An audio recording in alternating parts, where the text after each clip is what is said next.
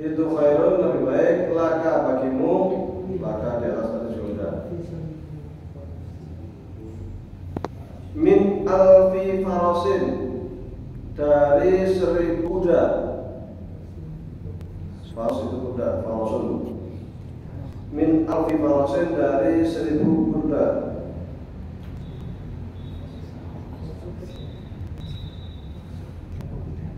Kuda, bukan pemuda. Faras, kuda. Tasaddaqta, yang engkau sedekahkan. Tasaddaqta, yang engkau sedekahkan.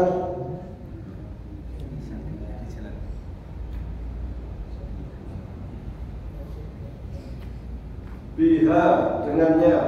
Kuda, biha, dengannya. Dalam kurung kuda, maksudnya kembali Indomir itu kembali ke faras. Biha, dengannya. Fi sabilillah, di jalan Allah. Fi sabilillah, di jalan Allah. Wassalamuka, dan adapun ucapan salammu.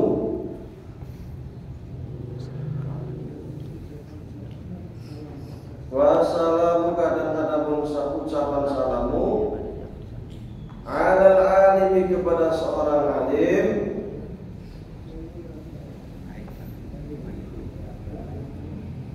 Alal alimi, kepada seorang alim. Itu khairun, lebih baik. Tadi khairun juga sudah. Laka, bagimu. Tadi sudah juga laka. Min ibadati alfi sanatin, daripada ibadah 1000 tahun. Min ibadati alfi sanatin, daripada ibadah 1000 tahun. Jadi kalau terjemah, kalau yang atas sudah, yang di bawah tidak perlu diterjemah, yang lihat atasnya. Nah, nanti kita mikir ke atas. Nanti lama-lama makin sedikit, kita tahu udah paham aja. Sampai belakang, kok ya diterjemah udah tinggal 1-2 biji aja. Tahu udah bisa apa ya? Iya kayak gitu. Jadi kalau continue, ngapsainya itu, menerjemahkannya itu, ketika yang di atas sudah, bawahnya nggak perlu terjemah. Yang atas sudah, bawahnya nggak perlu terjemah. Cuma nanti di murajaah pelajari di rumah, diulang-ulang, sehingga kita hafal. Nah nggak terasa nanti pas ketemu sama 2, halaman 3, oh ini di halaman pertama sudah, oh ini di halaman kedua sudah. Jadi tahu-tahu udah bisa baca kita udah nggak nyadar. Ini cara bisa baca kita tuh kayak gitu. Maka saya sampaikan sebenarnya bisa bahasa Arab itu insya Allah mudah dan bisa. Karena saya pengalaman waktu di SD ngaji di TPA, saya sudah langsung ketemu bahasa Arab. TPA SD waktu masih kecil ya, kelas 2, kelas 3, dan ternyata bisa. Di pondok saya juga anak-anak datang kadang masih awal, masih ikro, kita masih ajarin aba, ata, baru datang. Tapi ketemunya dia belajar aba, ata, tapi ininya kitabnya udah bahasa Arab semua itu. Gimana itu? Kan kok bisa itu? Bisa kan? Berdasarkan pengalaman.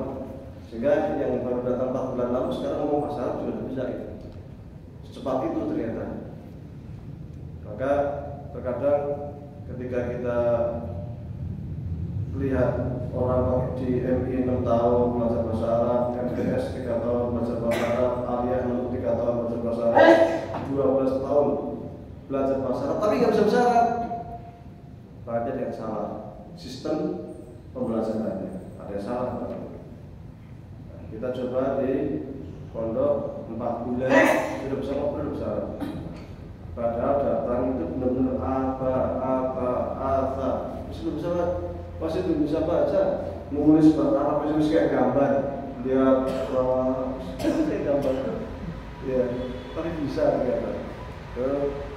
Saatnya yang punya buku.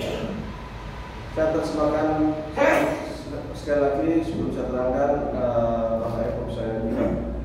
Qala telah bersabda siapa Nabi sallallahu alaihi wasallam, Nabi Muhammad sallallahu alaihi wasallam, li Ibnu Mas'udin kepada Ibnu Mas'ud radhiyallahu anhu. Apa yang dikatakan?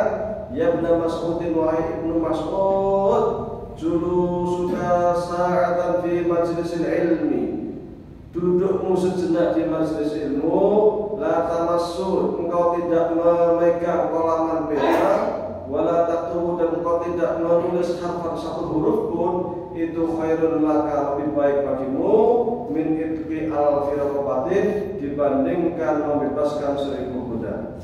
Wa nadharuka, dan pandanganmu ila wajhil alimi, ke wajah seorang alim, itu khairun laka, lebih baik bagimu, min alfi farasin, dibandingkan 1000 kuda tasaddaqta yang engkau sedekahkan biha dengan yang kuda fisabilillah, di jalan Allah. Wa salamuka, dan ucapan salammu alal alim, kepada seorang alim, itu khairun laka, lebih baik bagimu, min ibadati alfi sanatin, dibandingkan engkau beribadah 1000 tahun.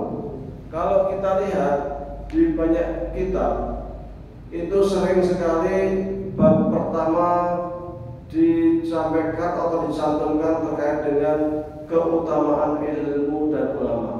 Kita bisa lihat juga di kitab Ihya Ulumuddin dari Imam Al-Ghazali, bab pertama juga membahas tentang ilmu dan ulama. Kenapa kok ilmu dulu? Karena memang ilmu ini inti tugas manusia di muka bumi. Kalau kita melihat sejarah penciptaan Nabi Adam, Nabi Adam ini ketika hendak dicipta, kemudian sudah menjadi Adam, maka ini cerita singkat, dikumpulkan seluruh makhluk-makhluknya. Namun sebelum itu Adam diajari ilmu dulu. Jadi Adam diajari ilmu pengetahuan sebelum Adam masuk surga. Menjadi manusia, disebulkan rohnya, tahu, bisa melek, bisa melihat. Pertama kali yang diberikan kepada Adam bukan wahai Adam silahkan masuk surga, tidak, tetapi diajarkan ilmu dulu. Maka waktu itu langsung wa'allama Adam al-asma'a kullaha. Setelah diajarkan semua ilmu pengetahuan kepada Nabi Adam, kemudian Allah kumpulkan malaikat-malaikat, termasuk iblis, yang pada waktu itu iblis adalah sosok bangsa jin yang sangat soleh, yang sangat rajin beribadah. Maka iblis ini mendapatkan undangan khusus VIP untuk ikut hadir dalam sidang. Sidang apa? Zaman sekarang yang istilahnya sidang disertasi ini Nabi Adam. Setelah Adam kuliah langsung mendapatkan ilmu dari Allah Subhanahu wa ta'ala. Adam di depan, kemudian yang hadir seluruh malaikat yang jumlahnya itu tidak ada yang tahu selain Allah Subhanahu wa ta'ala, saking banyaknya. Iblis juga didatangkan karena iblis ini satu-satunya bangsa jin yang sangat taat beribadah kepada Allah Subhanahu wa ta'ala. Maka kemudian Nabi Adam diperintahkan oleh Allah untuk siap-siap menghadapi ujian. Maka kemudian Allah mulai menanyakan persoalan-persoalan tertentu kepada seluruh malaikat dan iblis. Wahai malaikat, apakah Anda tahu ini apa? Malaikat tak bisa jawab. Wahai iblis, ini apa? Iblis tak bisa jawab. Wahai Adam, Adam sendiri di depan, dihadiri oleh seluruh malaikat dan juga iblis. Adam, ini apa? Adam bisa jawab, ya Allah, ya Allah, ya Rahman. Inilah yang disebut dengan gunung.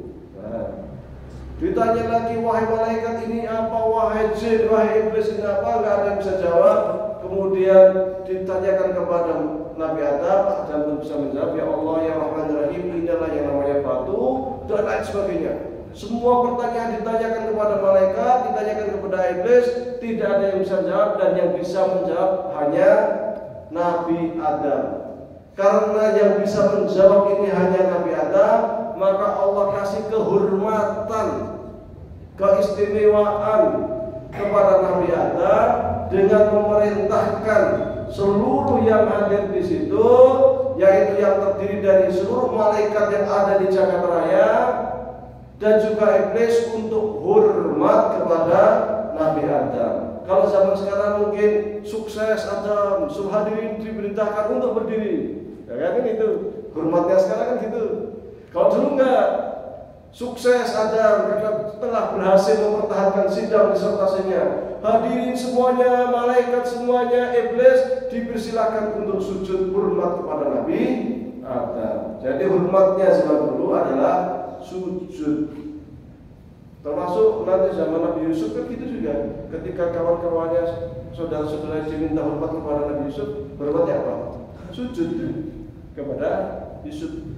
Tapi syariat Nabi Muhammad tidak membolehkan kita sujud kepada manusia. Tapi syariat sebelum Nabi Muhammad boleh sujud hormat kepada sesama manusia, termasuk para malaikat dan juga iblis diminta untuk sujud kepada Nabi Adam. Bukan karena materi ciptaan Nabi Adam, bukan, tetapi karena keilmuan.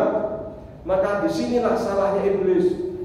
Aba wastakbar wa kana minal kafirin. Iblis satu-satunya makhluk Allah yang tidak mau sujud kepada Nabi Adam, padahal seluruh hadirin di situ semuanya hormat. Kenapa iblis tidak mau hormat kepada Nabi Adam? Karena salah di dalam memandang Adam. Dia melihat Adam bukan dari sisi ilmu pengetahuan, tapi dari materi apa Adam diciptakan, materi. Dan sifat ini kadang sering menggelayuti kita. Sifat melihat, menghormati orang dari sisi materi itu kita itu sering terjadi di masyarakat kita. Kita hormat kepada si fulan karena kaya raya. Kita hormat kepada si fulan karena pejabat tinggi, karena dia camat, karena dia bupati, karena dia bos kita, dan lain sebagainya. Ini sama dengan sifat iblis itu, di mana iblis menghormati Nabi Adam, nggak mau hormat kepada Nabi Adam karena melihat dari sisi materi itu, dari sisi jabatannya, dari sisi penciptanya. Wong dia diciptakan dari tanah, saya juga lihat dia waktu diciptakan bagaimana. Wong saya lebih dulu diciptakan, saya diciptakan dari api, saya lebih mulia dari Adam. Ngapain saya hormat kepada Nabi Adam? Ini kesalahan memandang makhluk Allah dari sisi materi dan paham materialistik. Memandang kehormatan dari sisi materi ini berkembang saat ini, bukan hanya di dunia Islam, hampir di seluruh dunia. Pusatnya di barat sana, namanya paham materialistik. Nah, itu cabang filsafat kemana-mana. Tapi sesungguhnya kehormatan, nilai tertinggi itu adalah ilmu. Maka setelah Adam ini mempunyai ilmu, sukses dan disertasi, baru diperintahkan oleh Allah, uskun anta wa zaujukal jannata. Sekarang wahai Adam, kamu sudah mendapatkan ilmu pengetahuan, sudah sukses dalam disertasi, monggo silahkan masuk surga. Kalau kita lihat di surah Al-Baqarah kan urutannya itu. Jadi setelah sidang, setelah sukses, baru dipersilakan masuk ke surga. Bukan diciptakan langsung di surga atau enggak. Ilmu itu pertama, karena memang ke nilai manusia itu ya dari ilmu itu. Kenapa kok dunia Islam mundur? Ya karena kita lemah di dalam ilmu pengetahuan. Ayat yang pertama kali turun terkait ilmu iqra bismi rabbikal ladzi khalaq. Bacalah, terkait ilmu baca. Kenapa kok yang turun pertama kok enggak wahai Nabi Muhammad sholatlah? Enggak. Wahai Nabi Muhammad puasalah. Wahai Nabi Muhammad berakhlaklah mulia kepada orang lain. Enggak, tapi justru baca ilmu. Karena ilmu ini nilai penting. Jadi apa yang turun, ayat pertama yang turun kepada Nabi Muhammad itu sama persis ketika Adam diciptakan, kemudian ditiupkan roh, kemudian bisa melek melihat dunia. Maka saat itu juga langsung Allah wa'allam Adam al-asma'a kullaha, Allah berikan ilmu pengetahuan kepada Nabi Adam. Ada kesesuaian itu sama. Karena pentingnya ilmu. Maka ketika perang Badar itu adalah perang pertama yang dilakukan kaum muslimin melawan kaum kafir Quraisy. Dalam perang Badar itu jumlah kaum muslimin kisaran 300, orang kafir Quraisy kisaran 1000. Perang terjadi di lembah Badar, dan di saat itulah banyak tokoh-tokoh kaum musyrikin pada terbunuh, diantaranya adalah Abu Jahal. Orang musyrik kala banyak yang menjadi tawanan, kisaran 70 orang tawanan kaum muslim, tawanan dari kaum orang musyrik yang ditawan oleh kaum muslimin. Tawanan ini kemudian dibawa ke Madinah. Sampai Madinah, Nabi Muhammad bingung. Kita ini negara baru, belum punya pengalaman, perangnya baru sekali perang, menang. Terus ada tawanan, diapain tawanannya ini gitu? Belum punya penjara. Kalau zaman sekarang udah tawanan, pasti penjara dulu, nanti kita pikirkan kan gitu kan. Ini diapain nih tawanan, kita nggak ada penjara, nggak apa-apa, ini negara baru. Maka musyawarah kepada para sahabat, di antaranya adalah Umar, Abu Bakar, Ali dan lain sebagainya. Rasul menanyakan kepada para sahabat, kira-kira tawanan Badar ini kita apakan? Maka sahabat pendapatnya macam-macam. Umar mengatakan, ya Rasulullah, ini para musuh Allah ini mereka ini. Mereka ini yang menghinamu ketika engkau di Mekah. Mereka ini yang mengusirmu ketika engkau di Mekah. Mereka ini yang menyiksa kaum muslimin ketika kita bersama-sama di Mekah. Mereka ini yang menghina Allah dan Rasulnya. Maka tidak ada hukuman yang layak bagi mereka selain dibunuh. Enggak, selesai urusan. Tapi Rasul masih mikir, apakah mereka harus dibunuh? Bertanya kepada sahabat Abu Bakar, wahai Abu Bakar, kira-kira apa pendapatmu? Abu Bakar menjawab, ya Rasulullah, mereka ini saudara-saudaramu, kerabat-kerabatmu, meskipun dulu mereka memusuhimu. Maka saya mengusulkan, ya Rasulullah, bagi orang kaya mereka bisa membayar denda, tapi bagi orang miskin dan mereka bisa baca tulis, supaya satu orang tawanan mengajarkan 10 anak-anak Madinah untuk belajar baca tulis. Maka apa pilihan Rasul? Rasul memilih pendapatnya Abu Bakar. Ngerasa apa? Karena merasa pentingnya ilmu. Pengen anak-anak Madinah ini menjadi anak-anak yang pintar, bisa baca tulis. Karena ada tawanan yang pintar bisa baca tulis, maka dimanfaatkanlah tawanan perang ini untuk mengajarkan anak-anak kaum muslimin supaya bisa baca tulis. Dari peristiwa Badar ini juga dapat diambil hikmah atau pelajaran bahwa ketika kita belajar boleh memanfaatkan orang kafir, boleh belajar kepada orang kafir. Lah yang orang musyrik itu orang musyrik loh. Yang ngajarin baca tulis kaum muslimin ini orang musyrik. Tidak percaya sama Allah atau percaya sama Allah tapi percaya sama Tuhan lain. Tapi dimanfaatkan oleh Rasulullah SAW. Maka anak-anak kita ketika Anda belajar sains, belajar ke Amerika silahkan, belajar ke Eropa silahkan, belajar ke Rusia silahkan, belajar ke Cina yang ateis silahkan. Boleh, karena Rasulullah SAW memanfaatkan orang kafir ini, orang kafir Quraisy, orang-orang musyrik untuk mengajari anak-anak kaum muslimin. Jadi kalau ada orang yang mengatakan jangan belajar sama orang kafir, kita bisa memberikan dalil ini. Rasul saja membolehkan kok. Rasul saja memanfaatkan orang kafir kok. Ya silakan saja kita belajar ke Cina, ke Korea, ke Australia, ke Amerika, mengikuti sunnah Rasulullah SAW. Sunnah itu apa? Sunnah itu adalah perkataan Nabi, perbuatan Nabi, persetujuan